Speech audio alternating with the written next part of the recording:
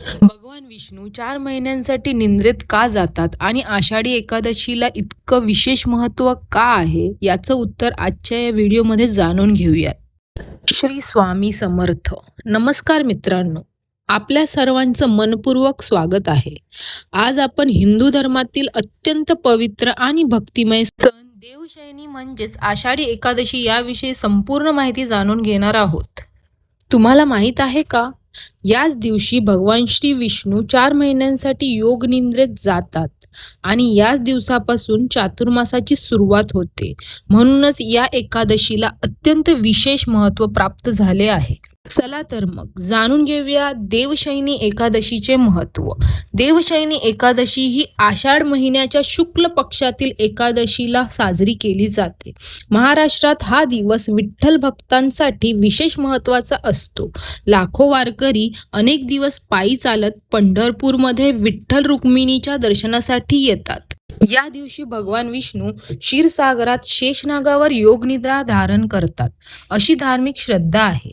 त्यानंतर सुरू होतो चातुर्मास, 4 महिन्यांचा आध्यात्मिक काळ. या काळात अनेक भक्त उपवास, जप, नामस्मरण, दान, वाचन आणि सत्संग यांचा संकल्प करतात. स्वतःमध्ये चांगले बदल घडवून आणण्याचा प्रयत्न करतात. आता प्रश्न असा पडतो की या दिवशी उपवास का करावा? उपवास म्हणजे केवळ अन्नाचा त्याग नाही, तर मन, वाणी आणि विचार शुद्ध करण्याचा प्रयत्न होय. या दिवशी भगवान विष्णू, श्री विठ्ठल आणि माता लक्ष्मीची भक्तिभावाने पूजा केली जाते. विष्णू सहस्त्रनाम, भगवद्गीता किंवा हरिनामाचा जप केल्याने मनाला शांती मिळते, अशी श्रद्धा आहे. या दिवशी शक्य असल्यास गरजूंना अन्नदान, वस्त्रदान किंवा इतर स्वरूपात दान करणेही पुण्यकारक मानले जाते. देवशयनी एकादशी आपल्याला एक सुंदर संदेश देते. जीवनात श्रद्धा, संयम, सत्कर्म आणि ईश्वर भक्ती यांना नेहमीच महत्त्व द्या. खरी भक्ती म्हणजे केवळ मंदिरात जाणे नाही, तर आपल्या वागण्यात प्रेम, दया आणि प्रामाणिकपणा जपणे होय. मित्रांनो, तुम्हीही या पवित्र दिवशी श्री विठ्ठल आणि भगवान विष्णूंचे नामस्मरण करा आणि सर्वांच्या सुख समृद्धीसाठी प्रार्थना करा.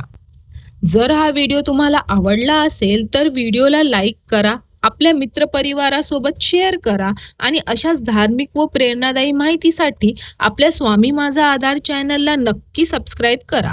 शेवटी एकच प्रार्थना. श्री स्वामी समर्थ. श्री विठ्ठल रखुमाई महाराज की जय. धन्यवाद.